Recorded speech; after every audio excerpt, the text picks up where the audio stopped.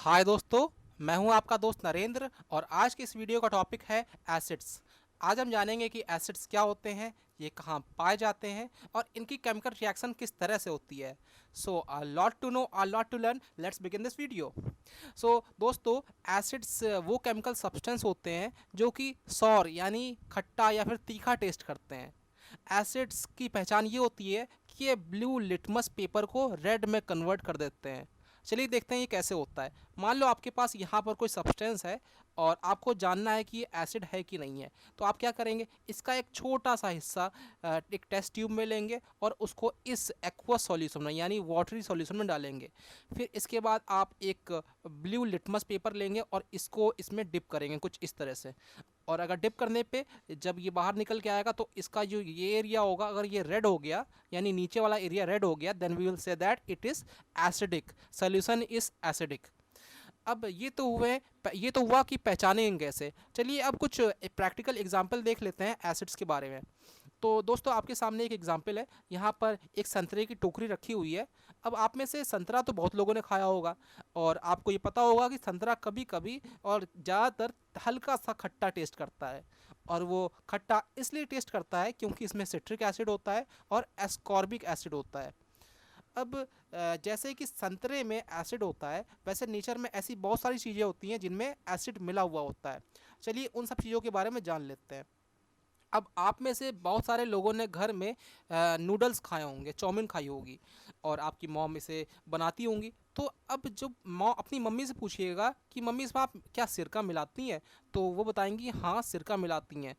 अब जो सिरका होता है, सिरके सिरके को इंग्लिश में विनेगर कहते हैं और ये काफ़ी सॉर टेस्ट करता है यानी खट्टा टेस्ट करता है क्योंकि इसमें एसिटिक एसिड होता है। इस तरह ऐसे बहुत सारे सब्सटेंस होते हैं जिनमें कि एसिड मिला हुआ होता है, जैसे कि लेमन और oranges both are sour taste, so इनमें सिट्रिक एसिड होता है। इसी तरह जो आपके यहाँ जो दही जमता है यानी सॉर मिल्क, उसमें लैक्टिक एसिड होता है और लैक्टिक एसिड की वजह से इसमें खटास आती है। इसी तरह इमली यानी टैमरिंड में टार्टेरिक एसिड, टोमेटोज़ में ऑक्सैलिक एसिड और चींटियों के डंग में मेथेनोइक एसिड होता है। अब आपके मन में एक सवाल होगा, सर यानी कि हम एसिड्स को कंज्यूम करते हैं और हमने तो सुना था कि एसिड काफ़ी ख़तरनाक होते हैं। हाँ जी हाँ, बिल्कुल सही। लेकिन सारे एसिड खतरनाक नहीं होते हैं। ये जो जितने भी एसिड हमने पढ़े वो सारे वीक एसिड की कैटेगरी में आते हैं, यानी कि वो एसिड जो कि काफ़ी कमज़ोर होते हैं। इस वजह से ये हमारी बॉडी में कोई हार्मफुल इफ़ेक्ट उतना ज़्यादा देते नहीं हैं। फिर भी कहा जाता है कि आप ज़्यादा नींबू वीबू ना खाइए, तो शायद इसलिए कहा जाता होगा कि क्योंकि इनमें एसिड होता है। ये तो हुए वीक एसिड्स। अब क्योंकि वीक एसिड के बारे में हमने पढ़ा तो कुछ स्ट्रॉन्ग एसिड भी होते होंगे। ज़्यादातर जो स्ट्रॉन्ग एसिड है वो बनाए जाते हैं मिनरल्स से। धरती को खोद, जैसे कि मान लो ये कोई माइन है और यहाँ खुदाई की जाती है और यहाँ पर कई सारे मिनरल निकलते हैं। तो उन मिनरल से जो एसिड बनाए जाते हैं उन्हें हम कहते हैं मिनरल एसिड। अब कई सारे मिनरल एसिड के एग्जाम्पल हमारे सामने हैं, जैसे कि hydrochloric acid, sulphuric acid, nitric acid. जो हाइड्रोक्लोरिक एसिड को HCl कहते हैं इन केमिकल टर्म्स, और सल्फ्यूरिक एसिड को H2SO4 कहते हैं और नाइट्रिक एसिड को HNO3 कहते हैं। आप ये तीनों नाम याद रखिएगा क्योंकि ये जो एसिड है बहुत ही कॉमन एसिड है। HCl का इस्तेमाल हम लोग तेजाब के तौर पे करते हैं, तेजाब का इस्तेमाल हम लोग अपने घर की टॉयलेट साफ़ करने में करते हैं। सल्फ्यूरिक एसिड का भी क्लीनर्स में और साफ़ सफाई चीज़ों में इस्तेमाल किया जाता है। HNO3 से कई सारे कंपाउंड बनते हैं और इन्हीं में से एक बहुत ही इम्पॉर्टेंट कंपाउंड है अमोनिया। ये सारे कुछ एग्जाम्पल थे स्ट्रॉन्ग एसिड के। HCl, H2SO4, HNO3 ये सारे स्ट्रॉन्ग एसिड की कैटेगरी में आते हैं। दोस्तों अभी अभी हमने पढ़ा कि एसिड दो तरह के होते हैं on the basis of strength, या तो वो एक स्ट्रॉन्ग एसिड होगा या फिर वो एक वीक एसिड होगा। स्ट्रॉन्ग एसिड में हमने पढ़ा HCl, HNO3 और वीक एसिड में हमने पढ़ा acetic acid, tartaric acid, oxalic acid and many more. But on the basis of concentration और on the basis of quantity acid दो तरह के हो सकते हैं, या तो एसिडिक सोल्यूशन डाइल्यूट होगा या फिर वो कंसनट्रेटेड होगा। अब इनमें अंतर क्या है? तो अंतर ये है कि जो डाइल्यूट एसिडिक सोल्यूशन है उनमें एसिड की मात्रा काफ़ी कम होती है, एसिडिक कंटेंट काफ़ी कम होता है। मान लो एक सोल्यूशन है जिसमें केवल और केवल 1 से 2% HCl का कंटेंट है, यानी हाइड्रोक्लोरिक एसिड का कंटेंट केवल 1 से 2% है, तो हम कहेंगे मोस्ट ऑफ द पार्ट इसमें इम्प्योरिटीज़ है या फिर कोई और चीज़ है, इसमें एसिड बड़ा कम है, then it is a dilute acidic solution. Whereas अगर हमारे सोल्यूशन में एसिडिक कंटेंट काफ़ी ज़्यादा होता है, मान लो वो 90% है, 90% ऑफ HCl सोल्यूशन, तो इस तरह के सोल्यूशन को हम कहेंगे कंसनट्रेटेड एसिडिक सोल्यूशन। तो इस तरह से on the basis of concentration acid दो तरह के हो सकते हैं, डाइल्यूट और concentrated. But concentrated acidic solution काफ़ी खतरनाक होता है। मान लो लैब में आपके सामने एक कंसनट्रेटेड एसिडिक सोल्यूशन है और बाय एक्सीडेंट आपके हाथों में ये एसिडिक सोल्यूशन गिर गया, देन आपकी स्किन बर्न हो जाएगी, जल जाएगी और कोई बड़ा एक्सीडेंट भी हो सकता है। इसलिए कंसनट्रेटेड एसिडिक सोल्यूशन को हम वाटर ऐड करके डाइल्यूट बना देते हैं, यानी कंसनट्रेटेड एसिडिक सोल्यूशन में वाटर ऐड करके इसका एसिडिक कंटेंट हम कम कर देते हैं, तो ये एक डाइल्यूट एसिडिक सोल्यूशन बन जाता है।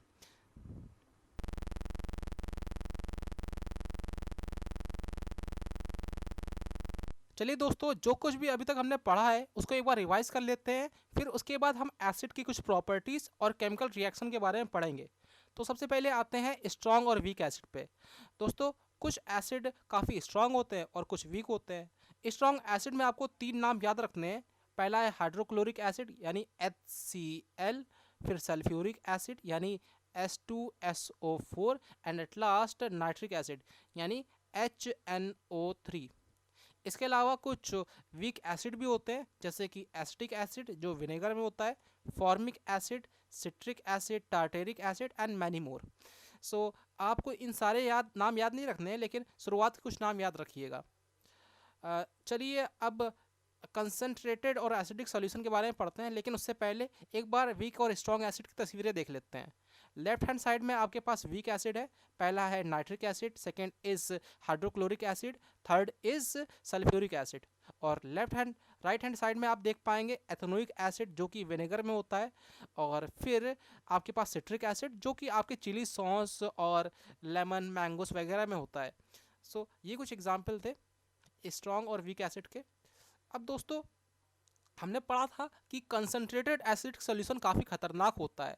इस केस में इस पर्सन की जो आंखें हैं काफ़ी डैमेज हो गई है, क्योंकि इसने एक कंसनट्रेटेड एसिडिक सॉल्यूशन का रिएक्शन कराया है और उसने कोई प्रोटेक्टिव गियर नहीं पहना है। तो आपको हमेशा ये बात याद रखनी है कि कंसनट्रेटेड एसिडिक सॉल्यूशन को आप मिस हैंडल ना करें, क्योंकि इससे काफ़ी नुकसान हो सकता है। अब क्योंकि एसिडिक सॉल्यूशन अगर कंसनट्रेटेड फॉर्म में होते हैं तो वो काफ़ी ख़तरनाक हो जाते हैं, इसलिए हम चाहते हैं कि उन्हें डाइल्यूट फॉर्म में रखा जाए, यानी उसमें एसिडिक कंटेंट काफ़ी कम हो। और ये पूरी प्रोसेस कहलाती है डाइल्यूटिंग एसिड प्रोसेस। और ये प्रोसेस काफ़ी एक्सोथर्मिक होती है, यानी कि आप कंसनट्रेटेड सॉल्यूशन को में अगर वाटर ऐड करेंगे तो ये हीट रिलीज़ करेगा, यानी कि ये एक एक्सोथर्मिक रिएक्शन है। एक्सो यानी कि आउटसाइड एंड थर्मो यानी कि हीट, यानी अगर हीट साइड बाहर जाए then it is exothermic reaction. अब चलिए कुछ एसिड की प्रॉपर्टीज़ के बारे में जान लेते हैं। कुछ प्रॉपर्टीज़ इस तरह से हैं कि एसिड सॉर टेस्ट देते हैं, एसिड ब्लू लिटमस पेपर को रेड में कन्वर्ट करते हैं, and third one is acidic solution electricity conduct कराने में सक्षम होते हैं। इसका क्या मतलब, मान लीजिए आपके पास एक एक्वा सोल्यूशन है, यानी वाटर का एक सोल्यूशन है, और आप चाहते हैं कि इसमें इलेक्ट्रिसिटी पास हो, और उसके लिए आपने यहाँ पर सेल ऐड किया है। ये इसका पॉजिटिव टर्मिनल है और ये नेगेटिव टर्मिनल है। इस केस में इलेक्ट्रिसिटी पास नहीं होगी क्योंकि ये प्योर वाटर है। लेकिन अगर हम इसमें HCl यानी हाइड्रोक्लोरिक एसिड ऐड कर दें, देन HCl के दो टुकड़े होंगे, H+ और Cl-, यानी इनमें आयंस आ जाएंगे इस पूरे वाटर में, और आयंस की मदद से जो ये बिजली होगी, इलेक्ट्रिसिटी होगी, वो कंडक्ट हो जाएगी आराम से। तो इस केस में एसिड इलेक्ट्रोलाइट का काम कर रहा है। इलेक्ट्रोलाइट यानी वो सब्सटेंस जो कि इलेक्ट्रिसिटी पास करने में हेल्प करे। अब चलिए कुछ रिएक्शंस के बारे में देख लेते हैं। एसिड जब भी किसी मेटल के साथ रिएक्ट करता है तो ये हमेशा सॉल्ट और हाइड्रोजन गैस देता है। इस केस में ये मेटल जिंक है, इसे Zn से रिप्रेजेंट किया है, और इसमें हम एडअप कर रहे हैं एसिड जो कि H2SO4 है। इस केस में इससे बन रहा है ZnSO4 जो कि एक सॉल्ट है, और इससे रिलीज हो रहा है H2 जो कि एक गैस है। अब नीचे दिए हुए इस एग्जाम्पल में आप इस रिएक्शन को देख सकते हैं। इस रिएक्शन में सल्फ्यूरिक एसिड ऐड हो रहा है जिंक के ग्रैन्यूल से, जिंक के छोटे छोटे टुकड़ों से। आप इसमें देख सकते हैं, इसमें यहाँ पर सल्फ्यूरिक एसिड को रिप्रेजेंट दिखाया गया है और यहाँ पर जिंक के ग्रैन्यूल्स हैं, और ये रिएक्ट करके दे रहे हैं S2 गैस और ZnSO4। चलिए अब अगली रिएक्शन को देखते हैं। अगली रिएक्शन है एसिड की मेटल कार्बोनेट के साथ या फिर एसिड की मेटल हाइड्रोजन कार्बोनेट के साथ। जब भी एसिड की रिएक्शन किसी मेटल कार्बोनेट के साथ या फिर मेटल हाइड्रोजन कार्बोनेट के साथ होती है तो हमेशा सॉल्ट, कार्बन डाइऑक्साइड और वाटर मिलता है। इसी चीज़ को एग्जाम्पल के हेल्प से समझते हैं। नीचे यहाँ एक एग्जाम्पल दिया हुआ है। इस केस में यहाँ पर हमने NaHCO3 लिया है जो कि मेटल हाइड्रोजन कार्बोनेट है, और इस पे हम ऐड कर रहे हैं HCl जो कि एक एसिड है, जो रिएक्ट करने के बाद में हमको NaCl दे रही है जो कि एक सॉल्ट है, और CO2 और H2 रिलीज हो रहा है। इसी चीज़ को मैंने 2 बार लिख दिया है, मैं उसके लिए माफ़ी चाहता हूँ। अब one of the most important reaction जो आपको याद ही रखनी है वो है एसिड और बेस की रिएक्शन। जब भी एसिड और बेस रिएक्ट करते हैं तो हमेशा ये सॉल्ट और वाटर देंगे। इस केस में जो बेस है वो हमने NaOH यानी सोडियम हाइड्रोक्साइड लिया है, और इसको हम हाइड्रोजन क्लोराइड के साथ रिएक्ट करा रहे हैं, जिससे कि NaCl यानी सोडियम क्लोराइड मिल रहा है जो कि एक सॉल्ट है, और वाटर मिल रहा है। इस एक और रिएक्शन इसी तरह की है मेटल ऑक्साइड की एसिड के साथ में। मेटल ऑक्साइड क्या होते हैं? किसी भी मेटल में अगर ऑक्सीजन एटअप हो जाए, इस केस में Cu एक मेटल है, यानी Cu यानी कि कॉपर, और उसमें एडअप कर रहे हैं हम 1 ऑक्सीजन एटम, इससे बन रहा है CuO। तो ऑक्सीजन किसी भी मेटल के साथ एडअप होके मेटल ऑक्साइड देता है। एक और एग्जांपल है Fe के 2 एटम और ऑक्सीजन के 3 एटम लिए हमने, तो इससे 2Fe2O3 मिल रहा है हमको। तो थोड़ी डिसबैलेंस्ड है, आप ये थोड़ा बैलेंस कर लीजिएगा। Fe2O3 एक मेटल ऑक्साइड है। CuO इस केस में CuO और हाइड्रोक्लोरिक एसिड, जहाँ पर CuO एक मेटल ऑक्साइड है और हाइड्रोक्लोरिक एसिड एक एसिड है। जब ये रिएक्ट करते हैं आपस में तो ये सॉल्ट और वाटर देते हैं। CuCl2 वो हम कॉपर क्लोराइड कहते हैं जो कि एक सॉल्ट है। एट लास्ट हमारी सारी रिएक्शन ख़त्म हो गई है, और हम एक आखिरी चीज़ आपको याद रखनी है, जो एसिड होते हैं वो काफ़ी कोरोसिव इन नेचर होते हैं। कोरोसिव इन नेचर का क्या मतलब? मान लीजिए कोई सब्सटेंस है और इसके ऊपर हमने एसिड डाल दिया, तो एसिड इसको पिघला देगा, इसको खुरदरा बना देगा, इसके ऊपर की लेयर को नुकसान करेगा, और ये कुछ इस तरह का हो सकता है। इसीलिए हम एसिड को ऐसा टॉयलेट क्लीनर की तरह इस्तेमाल करते हैं। ख़ास तौर पे HCl हाइड्रोक्लोरिक एसिड की शीशियाँ बाहर बाज़ार में मिलती है, जिन्हें हम तेजाब भी कहते हैं। अब इस तेजाब को हम अपने टॉयलेट साफ़ करने के लिए यूज़ करते हैं। टॉयलेट में इधर किनारे किनारे गंदगियाँ लगी रहती हैं, जब तेजाब को इसके ऊपर डालते हैं तो ये गंदगी मूव ऑफ हो जाती है और ये पूरी तरह साफ़ हो जाता है। सो ये था एसिड के बारे में, कुछ एसिड की रिएक्शंस और काफ़ी कुछ। आशा करता हूँ कि आपको ये वीडियो अच्छा लगा हो, and if you like this video then don't forget to hit the like button and also subscribe our channel, क्योंकि हम इसी तरह के नए नए वीडियो लाते रहेंगे। Thank you so much for watching. God bless you all.